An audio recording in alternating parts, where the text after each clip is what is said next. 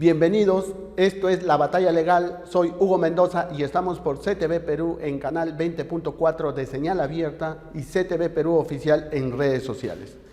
El día de hoy vamos a tratar el tema de la ciberdelincuencia. ¿Cuáles son los retos del Estado y de nuestras instituciones estatales para afrontar la ciberdelincuencia, los ciberataques? ¿Qué es la ciberdelincuencia? Se preguntarán ustedes. ¿Qué significan los ciberdelitos? ¿Frente a qué nos estamos enfrentando? ¿Cómo se dan estos delitos? ¿Qué es lo que se protege con estos delitos? ¿Cuáles son las acciones o precauciones que se deben de tomar nosotros, las personas, para tratar de alguna manera prevenir o reducir el riesgo de ser víctimas de un ciberdelito? Porque hay que recordar, y aquí voy adelantando un poco lo que se va a conversar, uno de los principales actores para poder prevenir un ciberataque o ser víctima de un ciberdelito o un delito informático, que también aquí hago un paréntesis y vamos a ver si la ciberdelincuencia es lo mismo que un delito informático, es el usuario. El usuario tiene que tener un rol muy activo, prevenido, para evitar ser víctima de estos ciberataques y finalmente de un ciberdelito.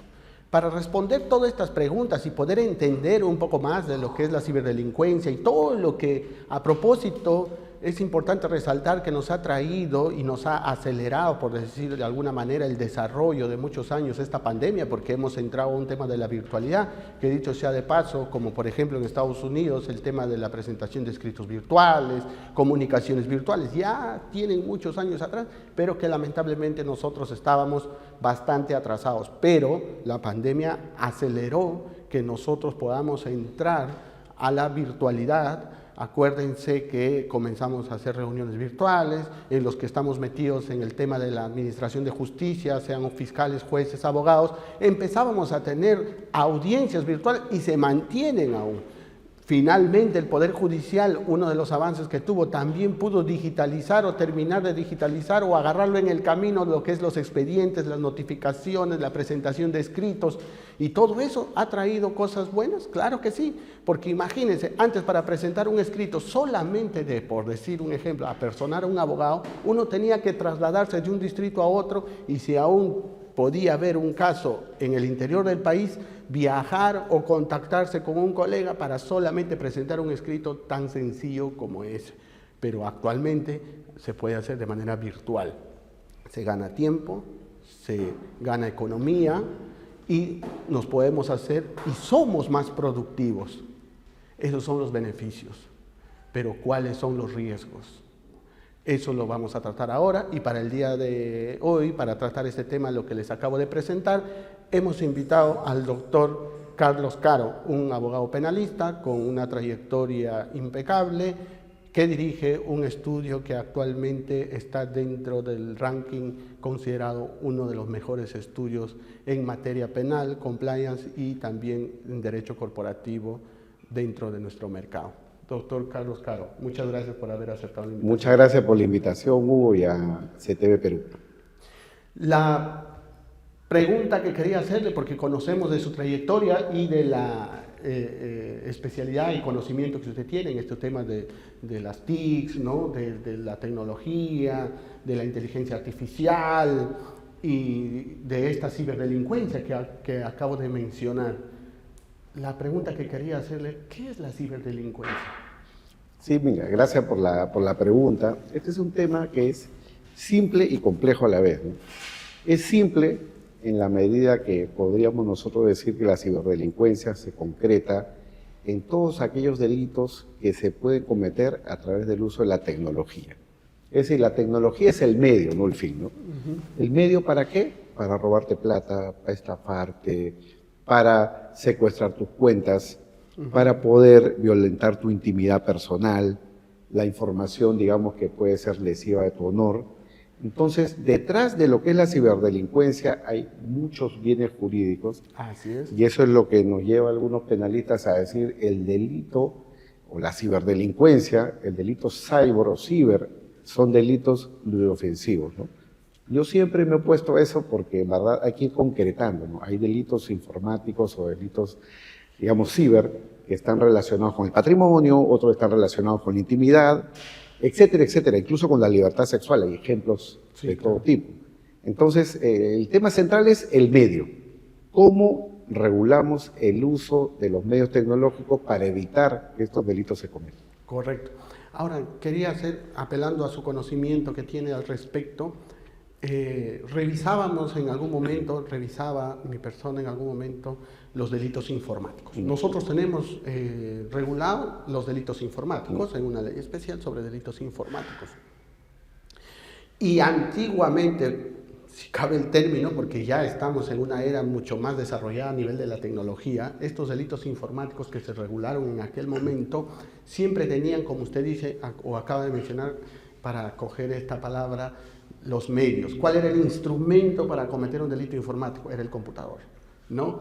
Donde se regulaba una de las características básicas del delito informático era poder vulnerar a través del computador metiéndome sin permiso, rompiendo la barrera de seguridad o la clave de alguien que yo no haya tenido autorización, etcétera, y me meto y robo la información.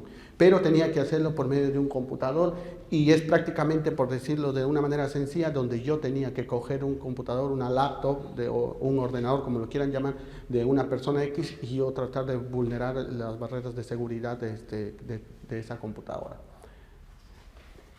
Pero la ciberdelincuencia ya no necesita que yo coja el computador, porque yo puedo estar en otro lugar y a través de la red poder quebrar esa seguridad del sistema y hasta inyectarle un cierto virus para robarle información.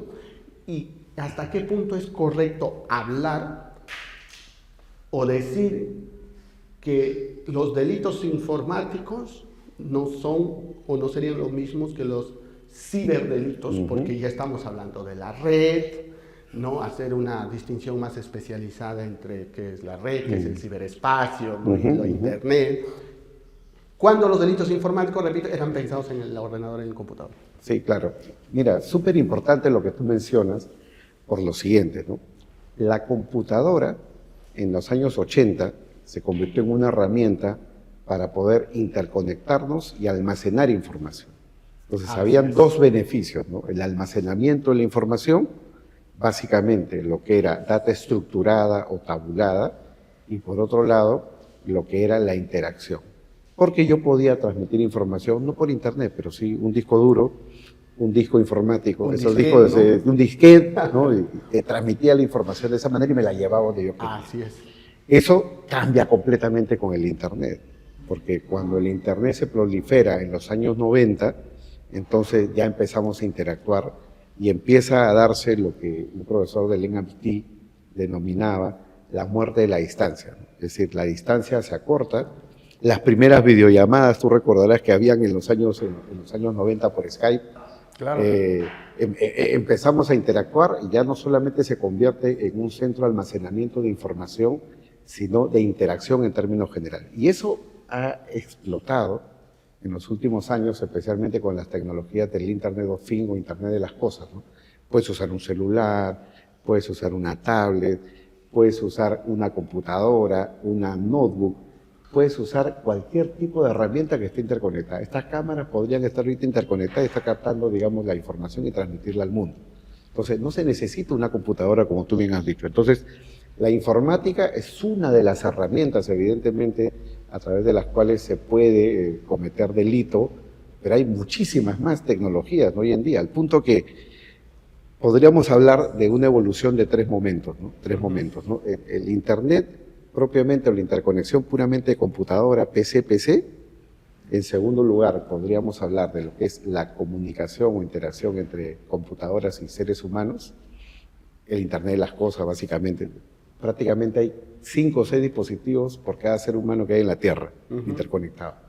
Y estamos en una tercera etapa que ya ha sido advertida, sobre todo de la perspectiva de los neuroderechos, que tiene que ver con el Internet de los cuerpos, ¿no? Internet of Body. Es decir, cómo la persona se puede interconectar con, digamos, la tecnología, ¿no? Neuralink, por ejemplo, que es un emprendimiento de Elon Musk, es una expresión de ello, ¿no?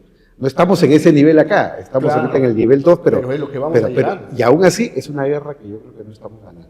Así es.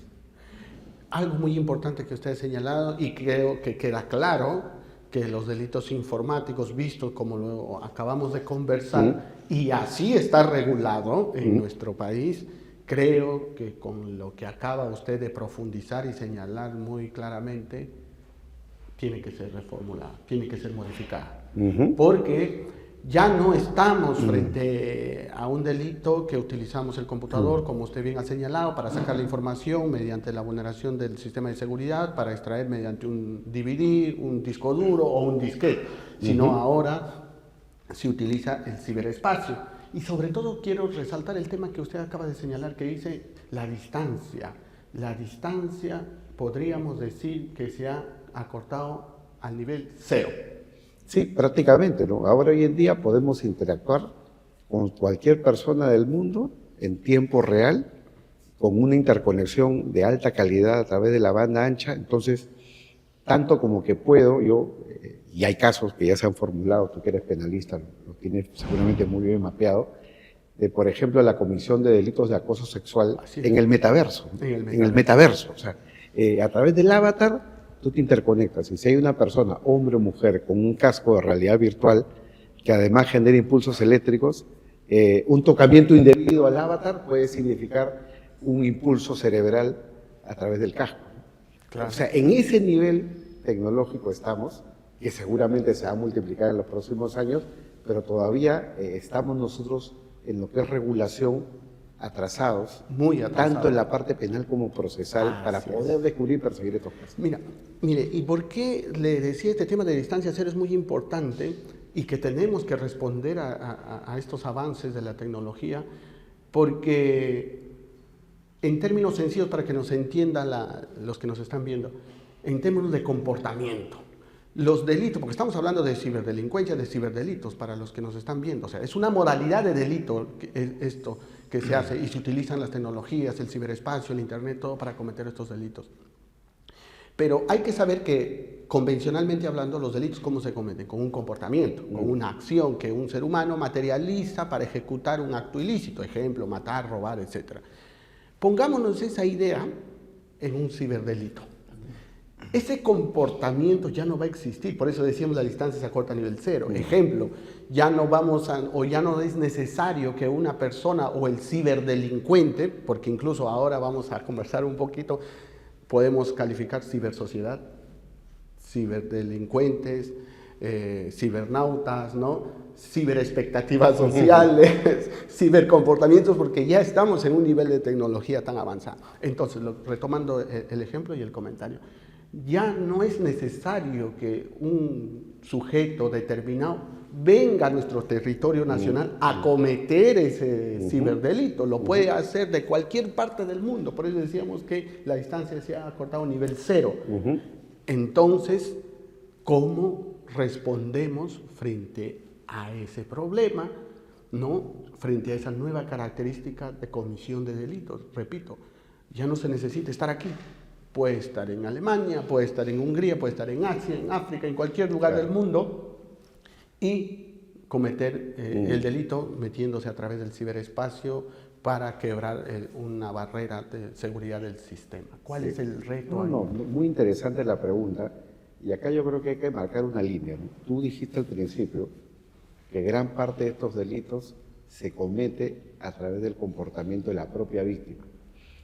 Oye, recibes un correo electrónico, usted es millonario y no sé qué, ¿no? Eso existe desde hace 30 años prácticamente, para secuestrar información, secuestrar datos, y la gente sigue cayendo. Sí, y a todo el mundo le llegan ofertas millonarias, ¿no? Has heredado de no sé qué, del Banco Mundial, que alguien murió y te han heredado 1 millón. En la pandemia decía, te has ganado un bono de 500 soles en Totus, ingresa tus datos para hacer válido y como te llevaban el delivery, ¿no? Claro, a la casa en la plena... pandemia, cuando estábamos todos confinados de manera obligatoria y muchos han caído. Entonces, la víctima que da clic puede recibir un correo que secuestre tu información o que secuestre toda la data de tu disco duro, por ejemplo.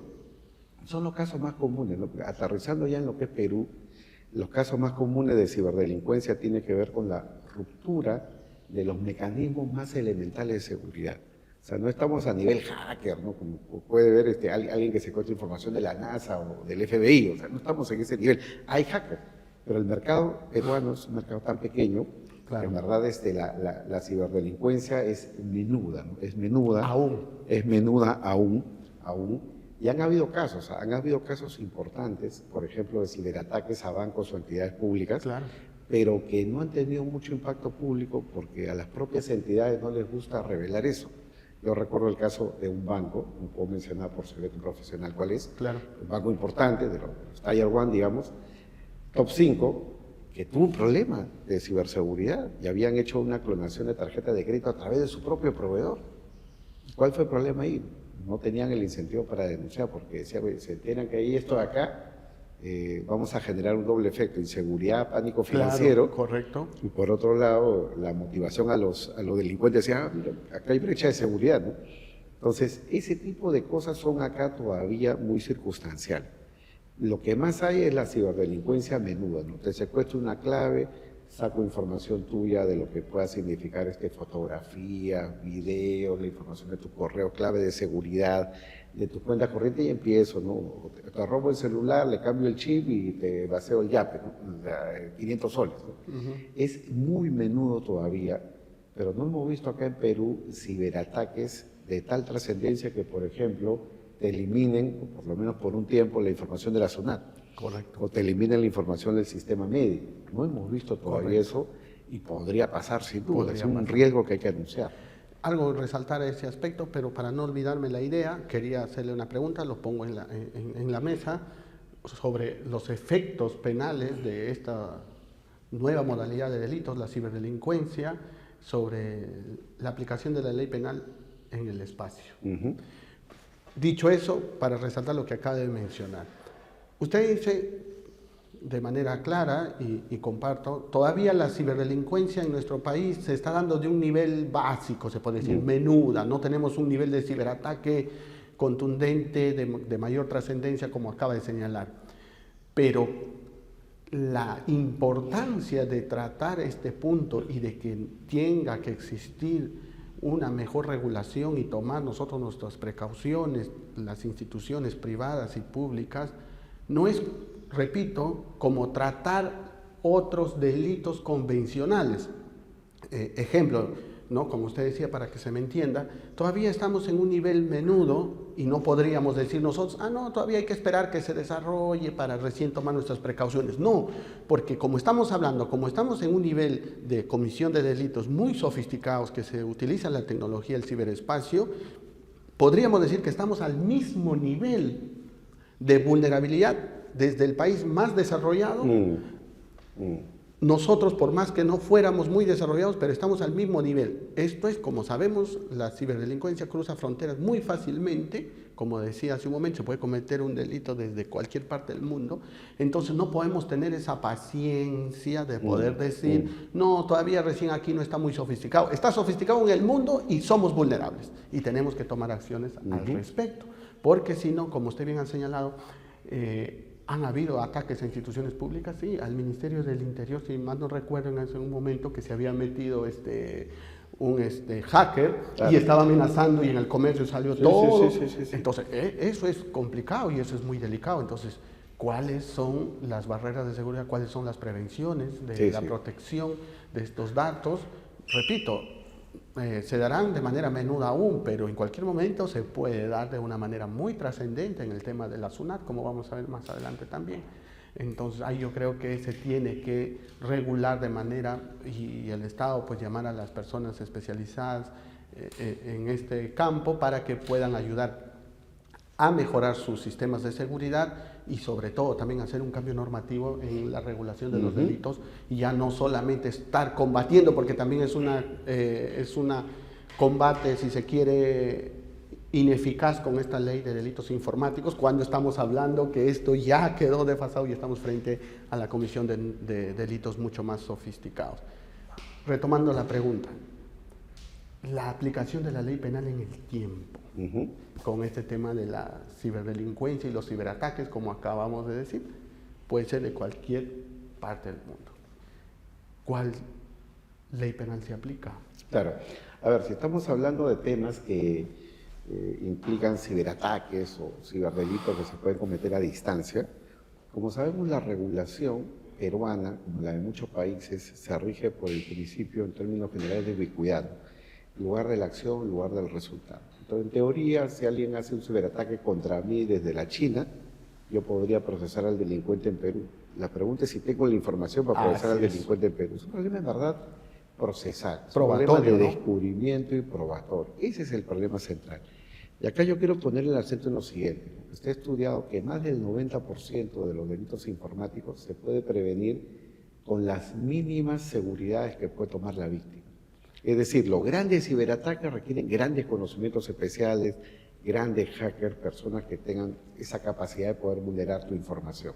El día que te topas con uno de esos, prácticamente no tienes alternativa, te van a robar, te van a afectar, pero generalmente no es así, generalmente es la propia víctima la que no toma sus seguridades para poder prevenir este tipo de delitos. Pero ya, si el incidente se da, es lo que tú has mencionado, en verdad la inversión de recursos es ingente, porque si yo tengo que descubrir de dónde viene el ciberataque, quién es el autor, para eso van a pasar días, semanas o meses, y el ciberdelincuente puede estar en otro lado.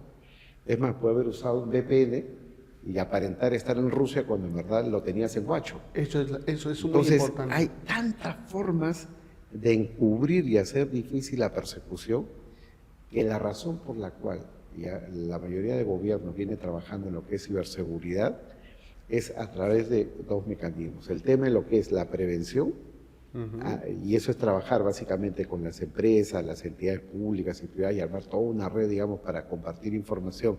Porque cuando hay un ataque, puede haber un ataque que, así como la pandemia, se puede multiplicar en varias entidades privadas o públicas, todo lo que es prevención.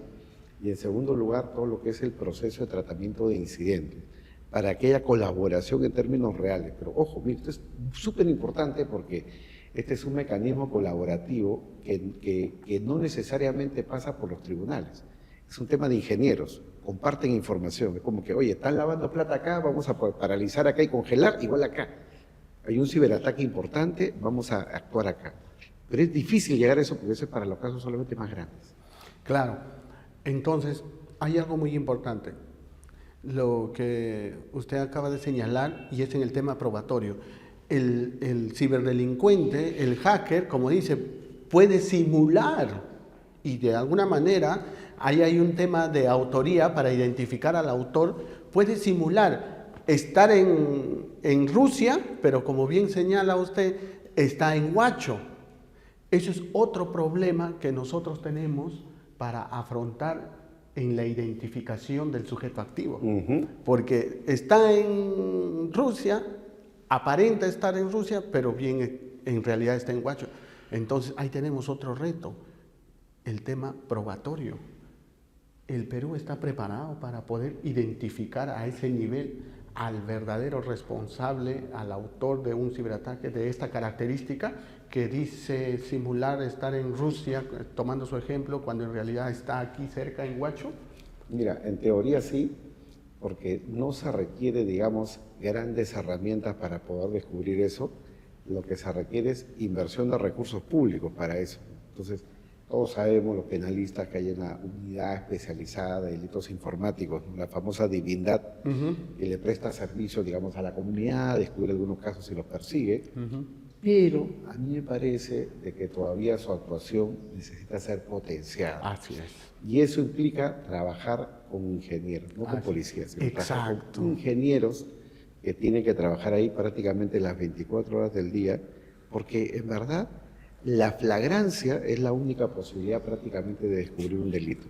Cuando desaparece la flagrancia, viejo, es como el agua bajo el puente. Corre, corre, corre y ya prácticamente es indetectable. Correcto. Algo muy importante que resaltar, trabajar con ingenieros. Y creo que eso quiero resaltarlo mucho porque efectivamente si queremos combatir de manera eficaz este tipo de ciberdelitos, no es suficiente con la policía, ni con la capacitación misma de la Divindad, como ha señalado esta unidad especializada en la persecución de estos delitos, de la investigación de estos delitos, sino tienen que ser ingenieros muy especializados en esta materia para que puedan colaborar de manera auxiliar a la investigación y detección de estos delitos, porque si no, de lo contrario, vamos a seguir desde un punto de vista atrasados y no vamos a poder combatir de manera eficaz la comisión de estos delitos. Pero sobre todo también usted resaltó, compartiendo con el criterio que había mencionado, una de las maneras más eficaz de combatir este delito es educando al usuario, al cibernauta, porque principalmente el gran porcentaje de la comisión de estos ciberdelitos, ¿no?, y del quebrar las barreras de seguridad es por uno mismo, ¿no?, por mensajes inofensivos que pueden llegar y uno pues sigue cayendo, como ha dicho usted. Entonces aquí creo que una de las políticas que puede adoptar el Estado es educando en temas de prevención al usuario, al cibernauta, a las instituciones privadas, públicas, para poder de alguna manera contener esto de mejor manera, ¿no? Y para ir cerrando la entrevista, doctor, quería preguntarle, tenemos ya una fiscalía también especializada en ciberdelitos. Entonces creo que esto es una buena respuesta por parte del Estado en haber creado unas fiscalías especializadas, pero que todavía creo que con todo lo que hemos hablado se tiene que seguir mejorando y especializando a nuestros fiscales que están desempeñando este papel. Y creo que con un ingeniero también de auxiliar. Y ahí el trabajo, o el reto, digamos, es trabajar bajo la flagrancia, porque los fiscales tienen, digamos, todo un marco regulatorio, pero ese marco regulatorio está pensado, me refiero a la regulación procesal, para delitos que se pueden investigar a lo largo del tiempo, delitos que dejan huella. Lavado de activos, secreto bancario, secreto tributario, la pericia. Acá tiene que haber... Acá no es así. Acá no tienes herramientas o canales visibles a los cuales tú puedas, digamos, solicitar información o que permitan descubrir algo. Mira, sin ir muy lejos, ¿no? Pensemos en los criptoactivos, ¿no? Criptomonedas, ¿no? Claro. ¿Cómo descubrir delitos que han habido, delitos informáticos? Correcto. No solo lavado, delitos informáticos cometidos a través de criptoactivos, ¿no? ¿Cómo descubrir si el usuario tiene una clave encriptada, está en otro país? Lo único que puedes aspirar a hacer ahí es a frenar un acto, digamos, que está en proceso de ejecución. Y para eso necesitas tener una unidad fiscal y policial rápida, la respuesta rápida de emergencia. Entonces, podríamos decir que aquí, para poder tener esa actuación eficaz, eficiente, tendría que elaborarse una suerte de protocolo apoyado de ingenieros, porque sí, ingenieros. Si bien no vamos a dar con el punto exacto, pero al menos que nos acerque de lo más posible la prevención. Para la prevención, y estos ingenieros, como usted decía, si bien no tenemos cómo actuar, pero al menos estos ingenieros nos pueden ayudar a entender un poco lo que es el ciberespacio, cómo funciona y cuáles son los protocolos de actuación, porque si no, nuestros fiscales y la divindad frente a estos ataques, no sé si desorientados, creo que no, pero no va a terminar siendo eficiente, ¿no? Exactamente. Entonces creo que por ahí podemos ir trabajando ese aspecto y recordar, apoyarnos en los ingenieros, en los especialistas.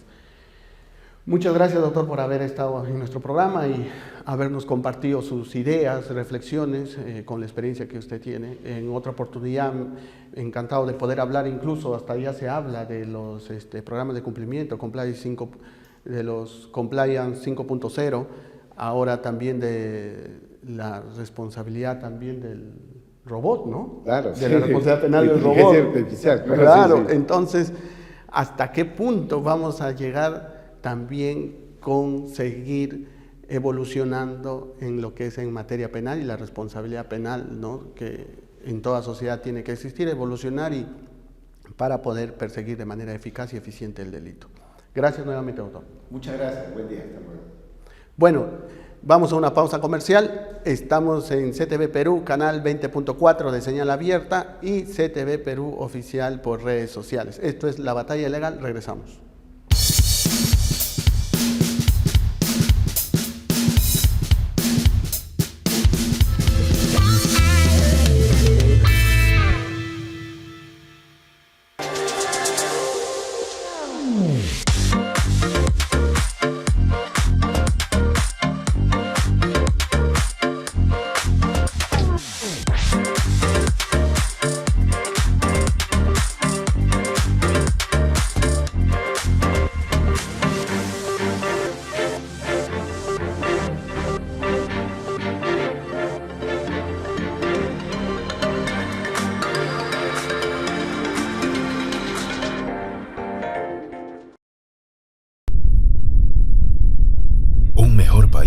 es posible.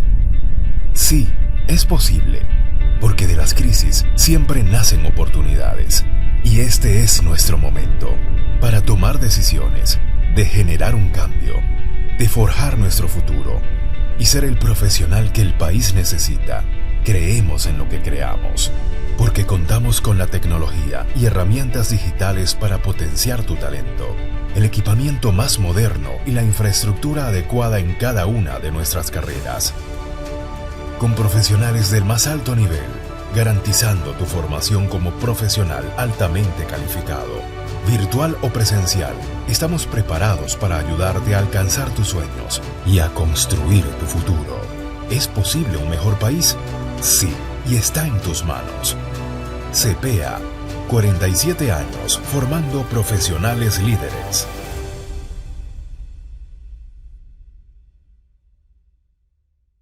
CTV Perú, un canal de verdad.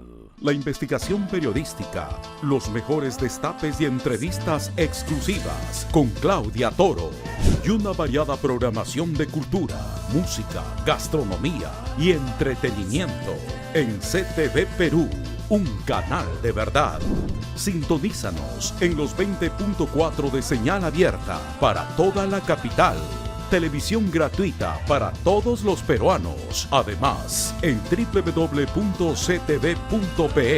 y en redes sociales como CTV Perú Oficial.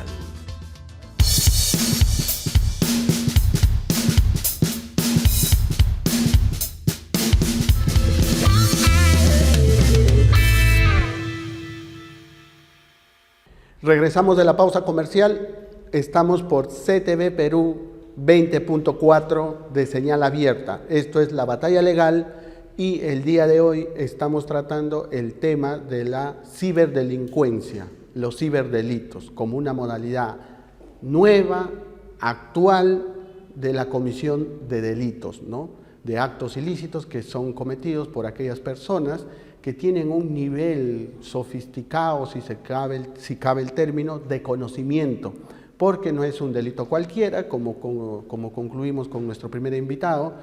Ya no estamos frente a un delito convencional, frente a un delito que se pueda cometer de manera tradicional, por decirlo de alguna manera, sino donde se utilizan otros mecanismos como el ciberespacio, el Internet, ¿no? Y hay que tener cierto conocimiento especializado para cometer este tipo de delitos.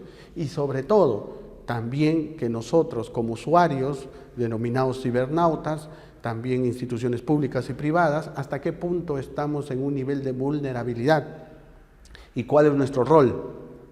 Concluimos también con nuestro primer invitado que aquí había un reto que superar, que era modificar, actualizar la ley actual sobre los delitos informáticos para responder a estas nuevas características de la comisión de delitos que se denominan ciberdelitos.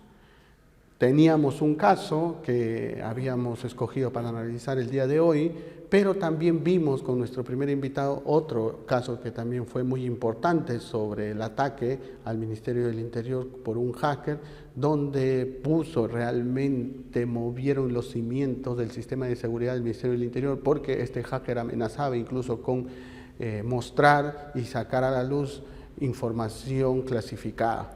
A ese nivel de vulnerabilidad y del riesgo de exponer la información frente a estos hackers es lo que nosotros actualmente nos encontramos.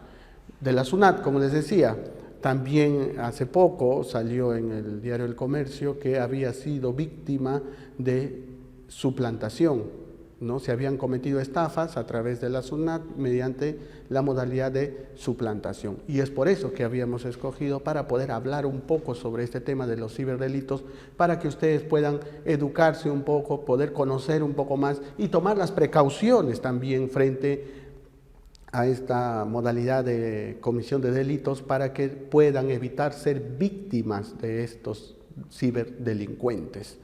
Entonces, para seguir analizando esto y seguir conociendo un poco más de la modalidad, de la forma como se cometen estos delitos, de la forma como lo cometen los autores de estos delitos, cómo embaucan, cómo engañan, cómo inducen a error a sus víctimas, tenemos como segundo invitado al doctor Walter Palomino Ramírez, abogado penalista, con quien vamos a poder conversar, además de ser docente universitario también, un poco más sobre este tema, para que nos explique desde su conocimiento y experiencia cuáles son un poco más, ¿no?, de las modalidades de la comisión de estos delitos. ¿Cuál es la modalidad más usada por este tipo de delincuentes, para que así ustedes puedan tomar en cuenta y puedan tomar sus precauciones cuando se encuentren frente a este tipo de comportamientos a nivel de las tecnologías, ¿no? Llámense redes sociales, llámense correos electrónicos, llámense páginas web, etcétera, etcétera, y eso nos va a explicar con mayor detalle nuestro invitado. Bienvenido, Walter, muchas gracias por estar en nuestro programa. Antiguo, muchísimas gracias por la invitación, muy amable. La pregunta: este tipo de modalidad de delitos, que nosotros lo denominamos ciberdelitos, otros lo llaman delitos informáticos, concluíamos con nuestro primer invitado que hay una distinción, porque los delitos informáticos, para recordar un poco, se cometen a través de la computadora, a través de la laptop, ¿no?, para poder romper la barrera de seguridad del sistema de seguridad y capturar y robarte la información, ¿no? Pero también tenemos la modalidad del delito, ¿no?, del phishing y otras más. Pero hablar ya de ciberdelincuencia, estamos hablando de un mayor nivel de sofisticación, si cabe el término, donde ya no solamente se utiliza la computadora, el ordenador, la tablet, sino donde ya se utiliza el ciberespacio propiamente para cometer estos delitos. Sí, en efecto, es decir, esa clasificación de delitos informáticos y ciberdelincuencia o cibercrimen es correcta conforme la has comentado. A ello podríamos agregar una categoría adicional, que es lo que corresponde a los delitos computacionales. Es decir, según diversos instrumentos internacionales y la opinión especializada al respecto, un cibercrimen o el cibercrimen, así como delitos informáticos, tiene como esencia el uso de las tecnologías de la información y la comunicación, ¿verdad?, para poder viabilizar aquel evento delictivo. No obstante, a veces ocurre que la esencia de un hecho ilícito no es propiamente este abuso de la tecnología de la información y la comunicación, sino que más bien lo que pasa es que se emplea para facilitar un delito.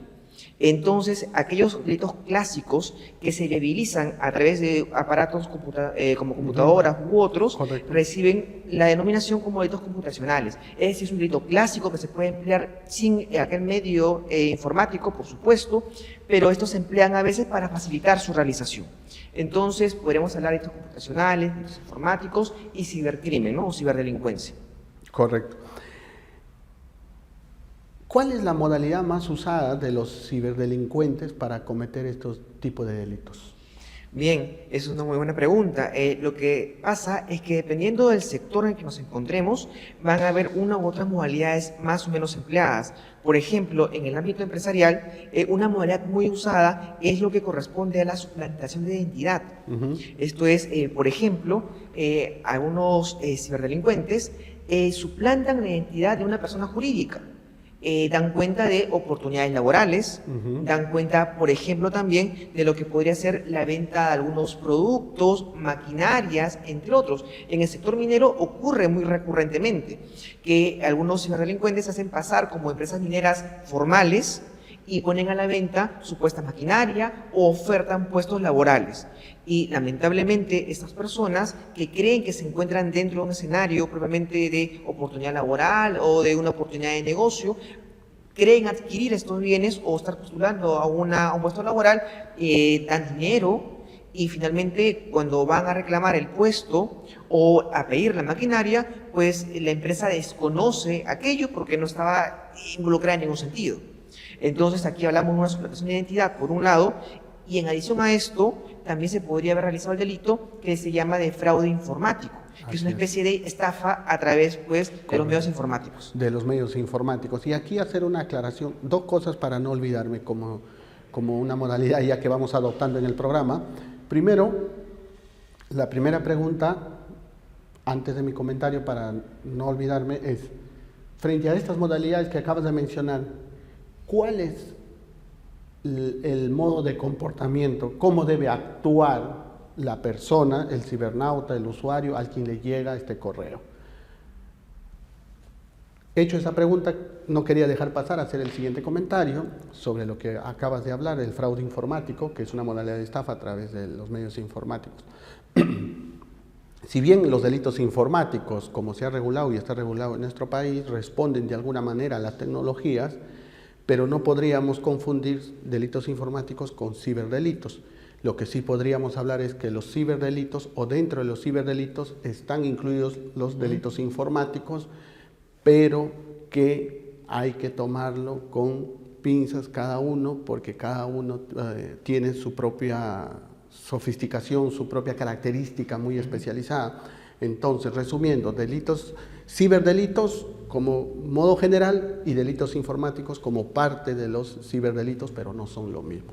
Hecho esta precisión, quería preguntarte, retomo la pregunta, ¿cuál es el comportamiento que deben adoptar las personas que le llegan estos correos, mensajes de texto, de ofertas laborales y todo lo que acabas de señalar? Teniendo en cuenta que concluíamos con nuestro primer invitado que una de las principales maneras, de manera eficaz y eficiente de combatir y de evitar ser víctima de estos ciberdelitos, es la educación del cibernauta. Sí, y concuerdo. Por poner un ejemplo, ¿no? Desde hace mucho el derecho penal, el sistema penal como tal, también se enfoca en los deberes que tiene la supuesta víctima. Por ejemplo, si hablamos de una estafa tradicional, se exige que aquel medio para provocar la estafa, aquel engaño, sea un engaño idóneo para llevar a error a cualquier persona ubicada en tal situación, ¿no? Por el contrario, si es una estafa o engaño completamente inidóneo y que más bien conduce a que una persona bien informada y dirigente no hubiese caído en ese engaño, aquí no estamos propiamente ante una estafa. Es decir, hay ciertos deberes también de la persona que sería agraviada por el hecho. Si trasladamos esta idea al contexto de estos informáticos o de la ciberdelincuencia, propiamente en lo que corresponde, por ejemplo, a la estafa informática o a la supresión de identidad, habría que indicar que también aquí la persona agraviada tiene ciertos deberes, ¿no?, de protección. Por ejemplo, ante algún correo desde un usuario extraño o también, por ejemplo, frente a llamadas o páginas web con dominios que no corresponden pues, al de la empresa formal, podría muy bien comunicarse con la empresa para poder asegurarse de que el puesto que se está ofreciendo sea real, por ejemplo. Eso es uno. Dos, o también incluso la Fiscalía de Prevención del Delito, en muchas ocasiones, ante casos como estos, que son muy recurrentes, han emitido alertas, llamando pues a la población, haciéndoles notar que están ocurriendo este tipo de prácticas y que por lo tanto no confíen en aquellos usuarios, dan ejemplos de cuáles son los usuarios usualmente que se llevan a cabo estas prácticas, y además pues que pidan información a las empresas u otros que se encontrarían supuestamente involucrados en aquel ámbito, ¿no? Entonces, lo importante en este escenario es poder comprender que una persona frente a correos extraños o inusuales, mensajes desde usuarios también que no se corresponden a números, por ejemplo, nacionales, entre otros, puedan comunicarse con la supuesta empresa que estaría realizando esta actividad para corroborar o no la información y no de inmediato pues acceder a enviar dinero o hacer transferencias, porque bien podrían ser víctimas de esta clase de delito. Correcto, y además a través de eso también no solamente pueden acceder a tus cuentas bancarias, sino también a información muy sensible que finalmente terminan desencadenando en otros delitos, como también podríamos decir en delitos de extorsión y todo lo demás, porque cuando empiezan a obtener tu información personal, comienzan a hacer todo un estudio y una investigación de tu familia, que te dedicas y todo lo demás, y después termina siendo víctima de estos delitos. Ahora, conocemos también que existen y se ha creado fiscalías especializadas en ciberdelincuencia. Y creo que es una buena iniciativa y está muy bien. Concluíamos también en el primer bloque de este programa que, si bien es cierto, tenemos, como sabemos, una unidad especializada de la policía denominada Divindad, que se encarga de alta tecnología para la investigación de este tipo de delitos, y también ahora tenemos fiscalías especializadas en ciberdelitos, concluíamos que se tienen que apoyar tanto la Divindad, que es la policía, como la fiscalía, con ingenieros muy especializados o altamente especializados para poder combatir de manera eficaz este tipo de delitos, porque si bien es cierto, está muy bien que existe esta unidad especializada en la policía, que existe una fiscalía especializada en este tipo de delitos, es importante también, ¿y qué opinas? Ahí te pregunto, te hago la pregunta, que estas unidades, tanto la policía y como la fiscalía, como persecutor del delito, se apoyen en los ingenieros, en su especialización. Sí, por supuesto, eso es muy importante. Este año, la Defensoría del Pueblo ha emitido un informe respecto de la ciberdelincuencia en nuestro país, ¿no? Y si bien daba cuenta de que tenemos en sede de policía un departamento especializado, ¿verdad?, en lo que es la alta tecnología, y también se han creado en paralelo fiscalías también especializadas en esta clase de delitos.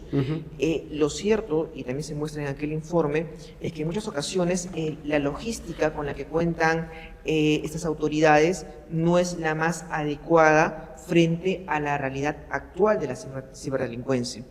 Estamos ante un fenómeno criminal que avanza prontamente, producto evidentemente de la modernidad, ¿no?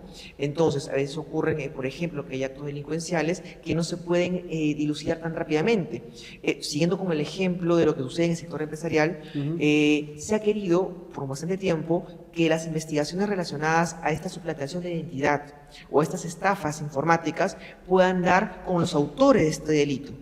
Pero lo que sucede es que son números de otros países, son páginas creadas en el extranjero, en diversos países, y además en un contexto evidentemente de total anonimato de parte de quienes están detrás de aquello. Correcto. Entonces, actualmente la policía, así sea la alta tecnología, no cuenta con aquellos medios tecnológicos para poder identificar a los autores. Entonces, esto conduce a que sea muy complicada la dilucidar quién sería el hipotético responsable de aquellos actos, y por tanto provoca a su vez que hayan víctimas cuya reparación ante el eventual hecho no sea viable, ¿no? Que es lamentable. Claro. Identificar al autor de este delito, al sujeto activo que conocemos nosotros, a la persona, al ciberdelincuente, es un tema muy importante, porque también lo hablábamos en el primer bloque, porque puede haber una persona que incluso puede agazaparse, simular, ¿no?, decir estar en Rusia, pero en realidad está acá en Huacho. Entonces, ¿cómo identificamos? ¿Cuáles son esas herramientas de la ingeniería, esas herramientas tecnológicas para poder realmente identificar esto y combatir esta manera de cometer este delito con esta modalidad? Decir que estoy en Rusia, pero en realidad estoy en Huacho, o sea, manipulo los software, manipulo el tema tecnológico ahí para poder decir que no estoy en un lugar, sino en otro. ¿Cómo identifico? ¿Cómo, desde un punto de vista de la tecnología, cómo hago para realmente identificar y ubicar la real ubicación del ciberdelincuente? Eso es un gran problema, por eso decíamos que es importante poder nosotros ubicar o apoyarnos, mejor dicho, de un ingeniero para que nos puedan establecer ciertos protocolos de actuación, de cómo, incluso para que nos pueda dirigir nuestra investigación, ¿no? Para poder yo, fiscal, policía, saber por dónde investigar o por dónde poder empezar a hacer mis principales actos de investigación, incluso en este caso los más urgentes, porque si dejamos pasar mucho tiempo también va a ser un poco más complicado, por no decir imposible, ya identificar realmente desde dónde vino el ciberataque y finalmente identificar al autor. Dentro de todos estos problemas probatorios que, si bien hemos hablado y como bien lo has identificado, también existen problemas penales propiamente dicho. Ejemplo, el tema de la acción se reduce prácticamente a cero, porque es con un clic y ya estás, y pudiste vulnerar a alguna entidad o a alguna persona y te pudiste robar su información y pudiste cometerle un gran perjuicio. el tema del comportamiento actualmente, cómo debería ser tratado o cómo se debe tratar desde el punto del derecho penal, incluso también desde la perspectiva de la aplicación de la ley penal en el espacio, ¿no? Porque están allá, están aquí, entonces cómo se puede aplicar ahí para poder combatirlo de manera eficaz también, porque imagínense cómo esta modalidad de delitos ponen en jaque incluso categorías del derecho penal que sirve para combatir la delincuencia, pero ponen en jaque y también tienen que responder a estas nuevas modalidades delictivas. Sí, por supuesto. Una característica de los delitos informáticos y de la ciberdelincuencia es propiamente que se borran los límites fronterizos, ¿no?, de cómo esto se lleva a cabo. Es decir, un ciberdelincuente puede estar, por supuesto, en otro país, estar llevando a cabo un fraude informático en el Perú. Entonces, esos límites físicos, bajo este fenómeno criminal, se borran, desaparecen. Nivel 0. Correcto.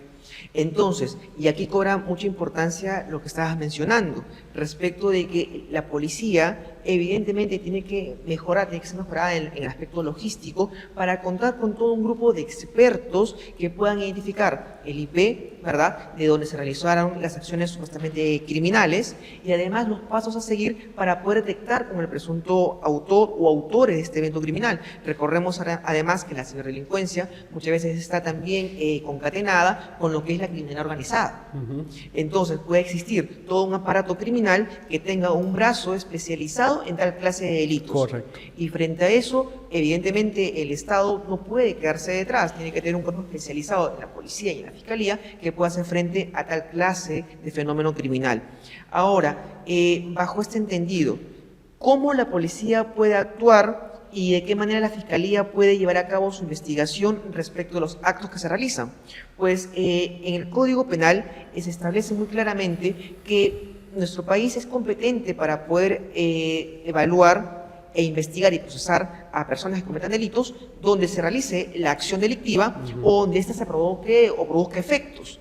Por tanto, así sea en el extranjero, si es que luego se realiza un acto, por ejemplo, fraude informático, que afecta a personas aquí en nuestro país, pues evidentemente estas personas pueden denunciar aquel hecho ante la Fiscalía Especializada o la Unidad de Alta Tecnología de la Policía para poderse evaluar su investigación.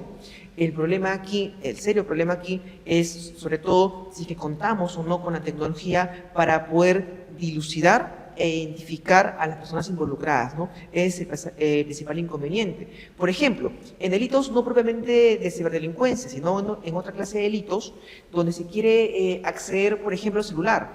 Ocurre en muchas ocasiones que la policía especializada no cuenta con los aparatos para poder desbloquear algunos tipos de celulares, ¿verdad? O algunas computadoras y demás. Entonces, si es que desde ahí ya surgen problemas, luego podemos imaginarnos que concretamente en la ciberdelincuencia van a ser muchos más. Entonces esto genera la no identificación de las personas involucradas y por tanto impunidad en ciertos aspectos. Claro, esta no identificación, ¿no?, es un reto que debemos asumir y también debemos repensar para poder mejorar nuestras herramientas, no solamente en la modificación de la regulación de estas nuevas modalidades delictivas, porque tenemos, una de las primeras conclusiones es tenemos que modificar y actualizar nuestro catálogo de delitos informáticos con estas nuevas características. Además, también en el aspecto probatorio para poder ver cómo podemos identificar a este verdadero autor de este delito, porque si no, prácticamente, como bien dices, vamos a llegar a un tema de impunidad, más aún que tiene esa posibilidad de ocultarse y poder engañar de su real ubicación,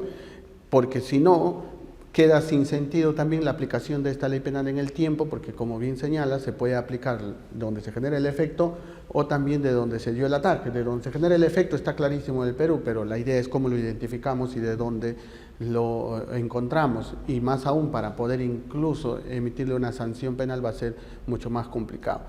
Y hablaba de esta actualización de nuestros delitos también, de nuestro catálogo de delitos informáticos, porque ya existe un convenio, hay un convenio de Budapest que señala, como así otros convenios, por ejemplo el convenio de Palermo para el tema de lavado de activos, crimen organizado, también existe un convenio de Budapest que regula y te dan ciertas recomendaciones y pautas para poder cada país miembro regular su tema de delitos o su catálogo de delitos en el derecho interno relacionado a los ciberdelitos, ¿no? pero que nuestro catálogo de delitos informáticos todavía no se ajustan a este convenio, y ese es otro reto también como país miembro de este convenio, poder mejorarlo y así actualizarlo para combatir de manera más eficiente. En el tema del delito, para ir terminando la entrevista, en el tema de los ciberdelitos y en estas fiscalías especializadas, concluimos entonces que aquí tiene que haber una política de prevención que tiene que radicar en el tema de educación del cibernauta, del usuario, para que no pueda caer fácilmente y así evitar ser víctima de estos ciberdelitos.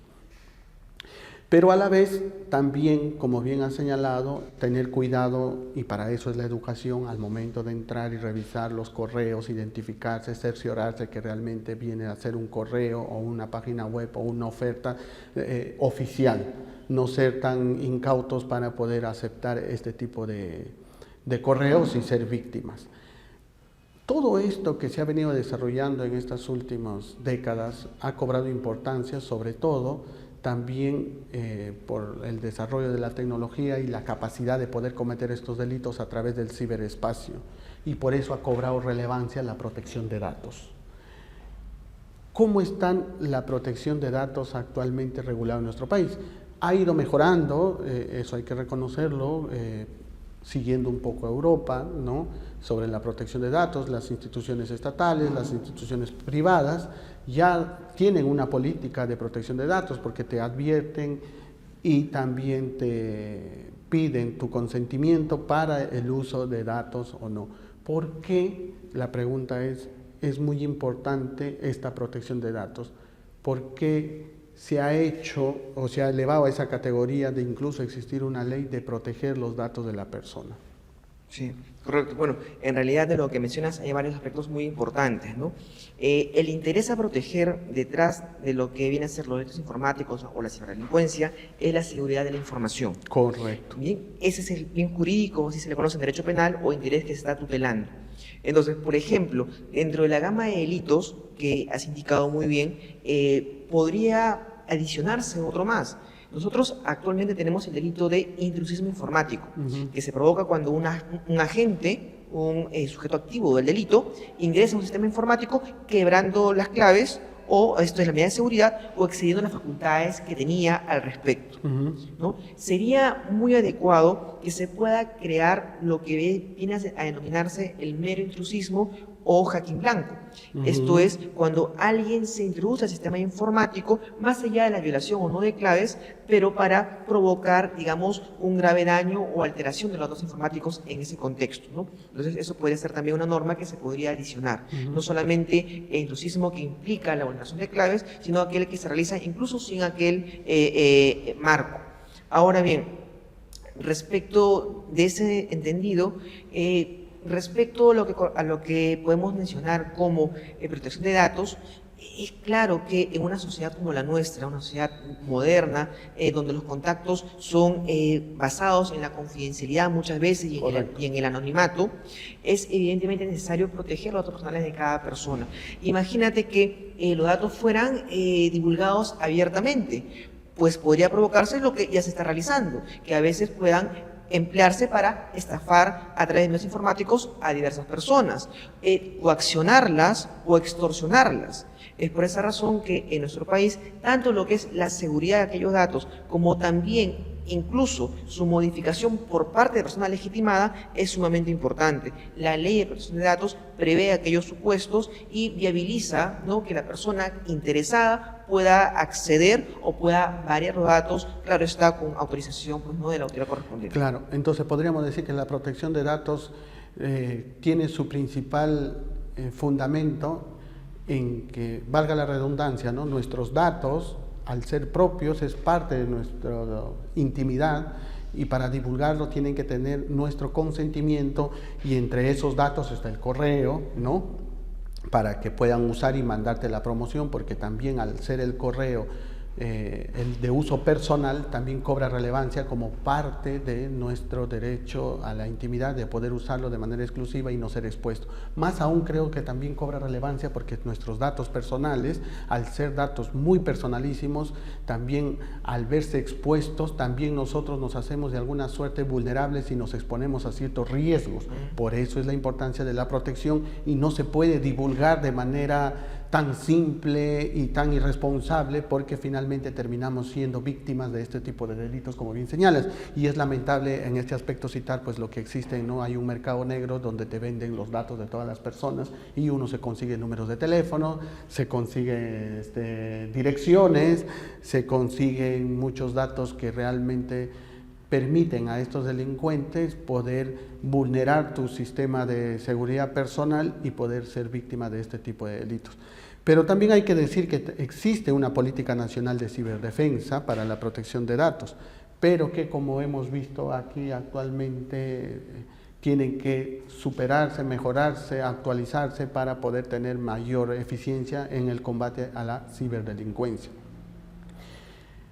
Todo esto es muy nuevo, muy interesante para todos nosotros, y solo quiero cerrar la entrevista, Walter, y que nos comentes, y creo que compartes esta idea, de que más allá de que tenga que el Estado tener respuesta eficaz, eficiente, apoyándose con ingenieros, tanto para la divindad, tanto para la Fiscalía, con ingenieros verdaderamente especializados, por no decir, ¿no?, como los hackers que conocen y manejan este tipo de tecnologías, el ciberespacio y todo lo demás para cometer sus delitos, también tienen que apoyarse de estos ingenieros que conocen el comportamiento de estos hackers para que puedan establecer estos protocolos, estas maneras de cómo conducir una investigación, porque queda claro que no se puede investigar este tipo de delitos como investigar un delito convencional. Se tienen que tener otras destrezas, se tienen que tener otras herramientas, se tiene que tener este conocimiento especializado. Y qué mejor hacer una suerte de protocolo, creo yo, para que se pueda tener claro, y así los fiscales que conduzcan la investigación de este delito, cuando ingresen a hacer una suerte de especialización, puedan tener esas pautas, al menos generales y también específicas, para conducir de manera eficiente y eficaz la persecución de este tipo de delitos. Hay mucho que mejorar. Hablábamos con el doctor Caro que incluso se va a llegar a hablar hasta de la responsabilidad penal del robot, ¿no?, la inteligencia artificial y todo lo demás, pero bueno, eso da para otro programa y seguir metiéndonos y adentrándonos y profundizando en este tema de las tecnologías y el riesgo que eso trae. Si bien trae cosas buenas, como dijimos en su momento, muchas cosas buenas, pero también, como todo las cosas que van sucediendo en nuestra sociedad y evolucionando en la vida, también traen sus riesgos. Y para eso hemos querido tratar el día de hoy este programa, para educar a la gente un poco y puedan minimizar esos riesgos de ser víctimas de estos tipos de delitos informáticos y ciberdelitos que se vienen dando en nuestro país. Gracias por haber estado con nosotros, Walter. A ti, Hugo, por la invitación, muy agradecido. Muchísimas gracias. Gracias. Bueno, llegamos al final del programa. Esto es CTV Perú. Estamos por el canal 20.4. Somos La Batalla Legal. Soy Hugo Mendoza. Recuerden sintonizarnos todos los días de 10 a 11 de la mañana. Hasta la próxima.